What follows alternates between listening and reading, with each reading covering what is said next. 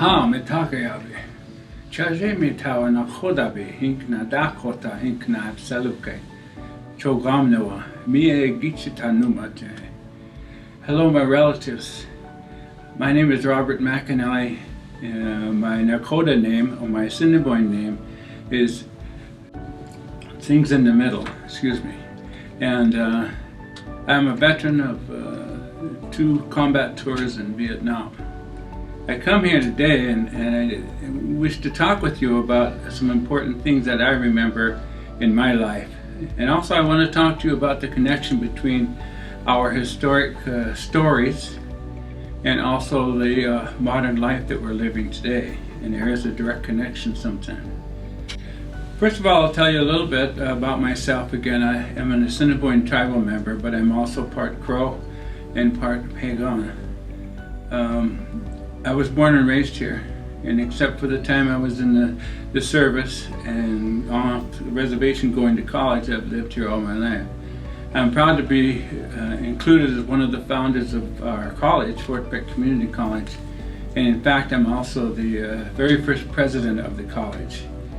And so what I'd like to tell you about is the connection between the college and the community right now.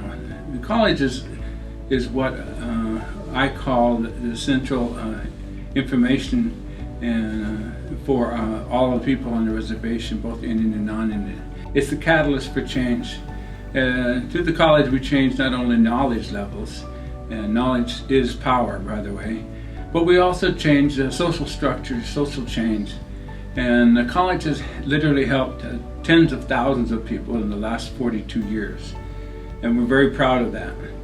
Many people who come to our institution took advantage of taking classes here and also taking classes that were very low cost or no cost, and they got an excellent education. We're accredited by the Northwest Associations of Colleges and Universities, which accredits the same institutions as Montana State University, University of Montana, and Seattle University, UCLA. All those big schools are accredited by the same institution we are.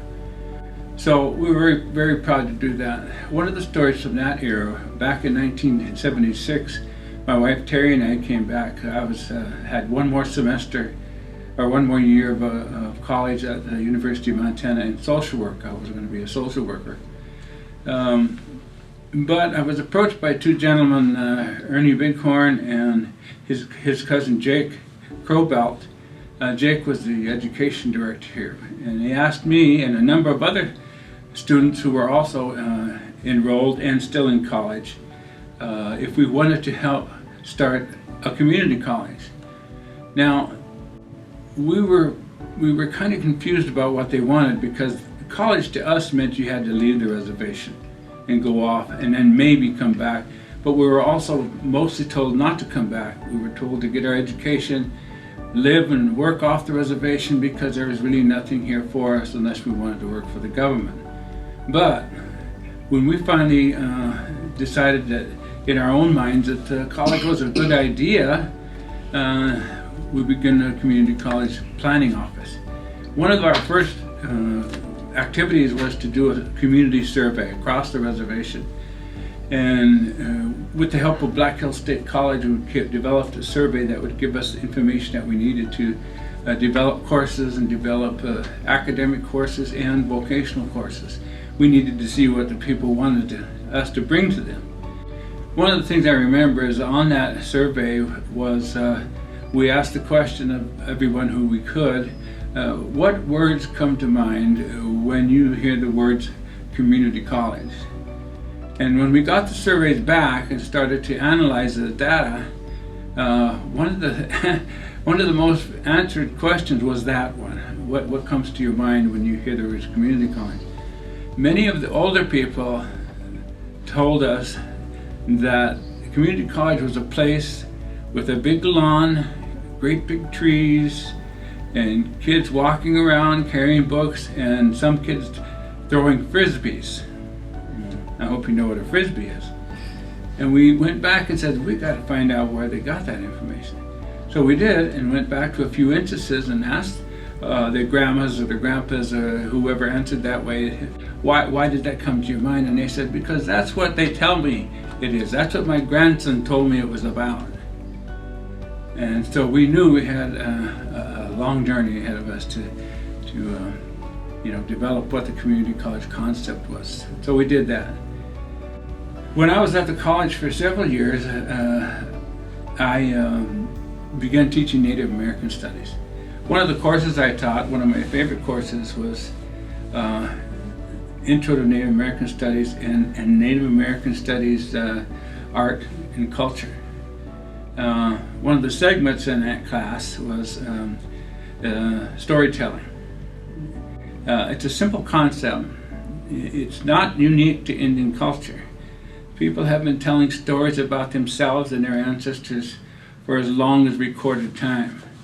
As long as we can go back and find these stories written on walls, pieces of papyrus when the Egyptians wrote them.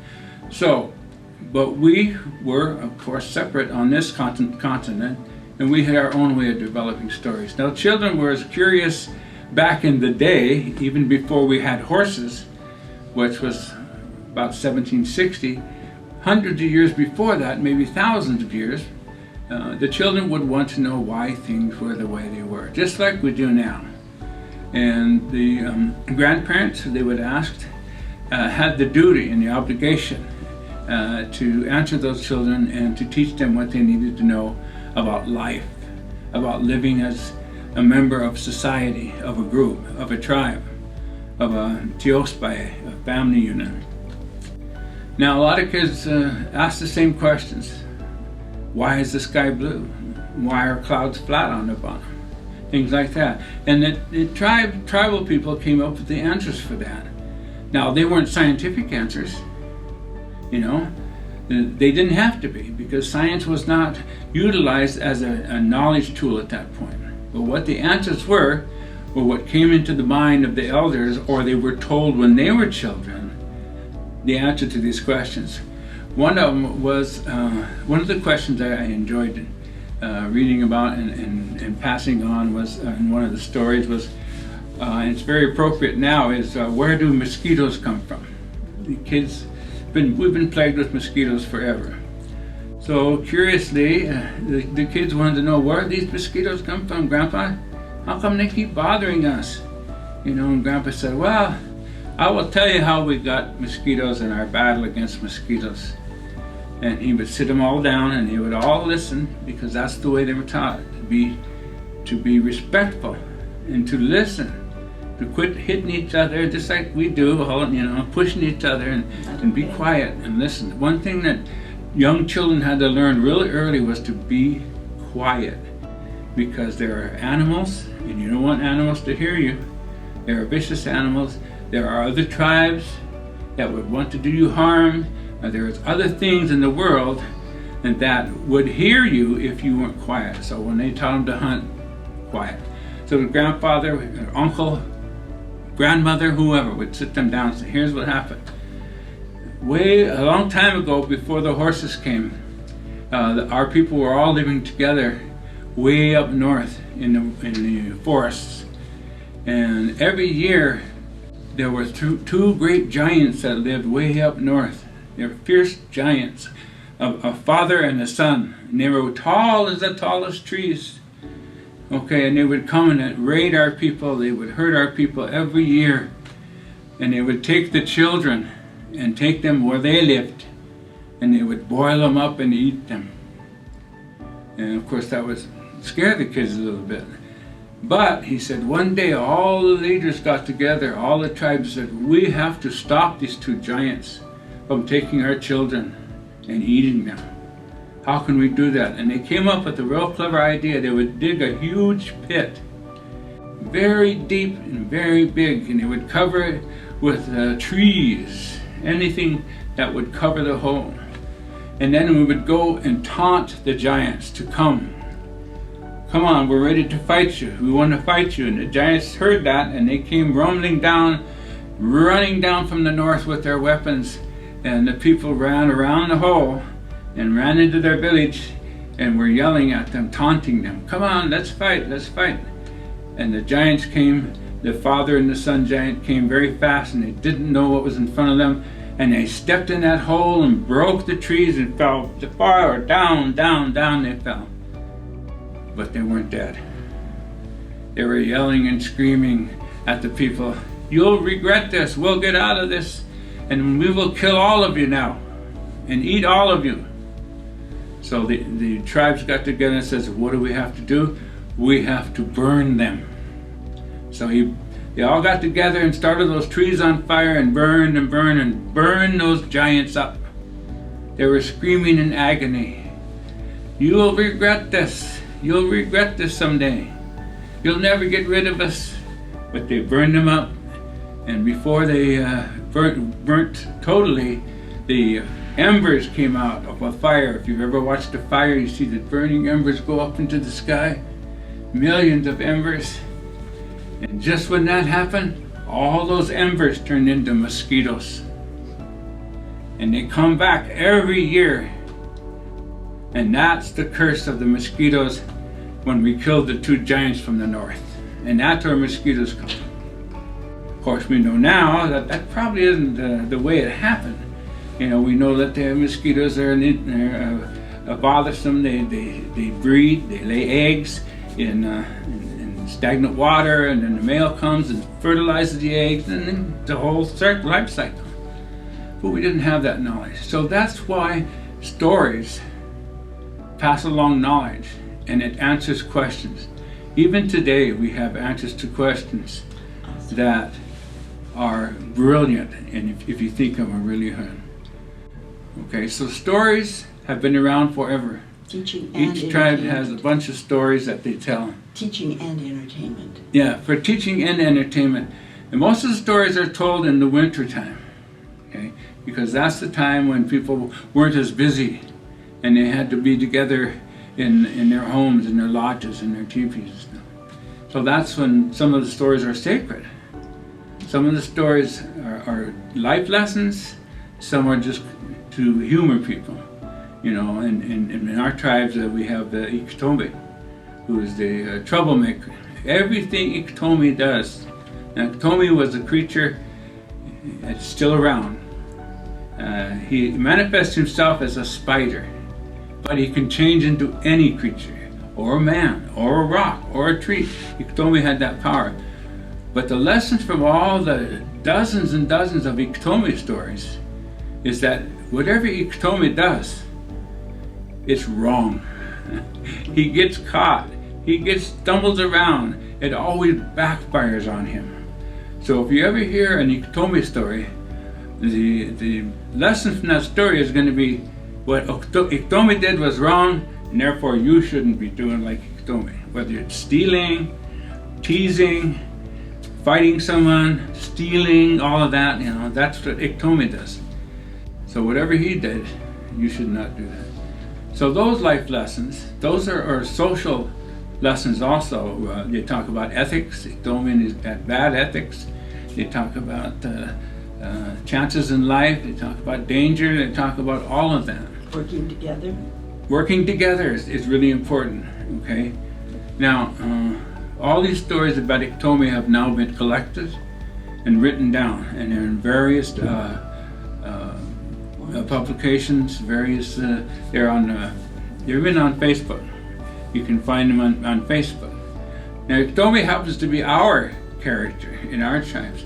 There's also other characters in other tribes, like the coyote, Old Man Coyote, the Blackfeet, and people like that, so on and so forth. So that's how stories can relate to not only in the past, but to today, when we're teaching life lessons and morals. And so that's what I like to teach that course, and I taught it many times, and you never run out of stories. So that's what I think is one of the values of the community college, is that we're a place where we can present that knowledge. And like I said before, knowledge is power. It really is. If you have the knowledge, you know, you're seeking, then you can do things. Without the proper knowledge, you're going to be handicapped. Okay. And it's the same whether it's vocational, whether you're a chemist or an English teacher or a nurse or whatever. And it's the same as in academics. You need to have that knowledge, and knowledge comes from a place that we call Fort Pitt Community College. And that's why we taught. It might seem by some people's standards that we don't need to teach those stories, but we need them now as much as we needed them then. They ground you. Lots of people know them, and but other people need to know the stories and relate them to today's modern world. So that's what a message I wanted to get across to you today was, ask your parents, ask your grandparents, ask your uncles and aunts, do you know any stories? Do you know any Indian stories? Any Nakota stories or Dakota stories or whatever? We really want to hear those stories so we know about life. And if they do know them, they will tell you, because that's what their mandate is. If they can't tell you, then you can always come to our library, and there's a lot of books on our stories in our library. So you can tell your children. You Yeah. can learn them, and then you can tell your children. Exactly. So you learn ground- it, you you ground pass it. it on. Yeah, you ground yourself in your culture, Yes. in your ways of thousands of years, Yeah, so you know who you are. exactly. And so I'm glad to come here today and present that knowledge to you. And I hope it is of some importance to you. Thank you very much for listening. I hope.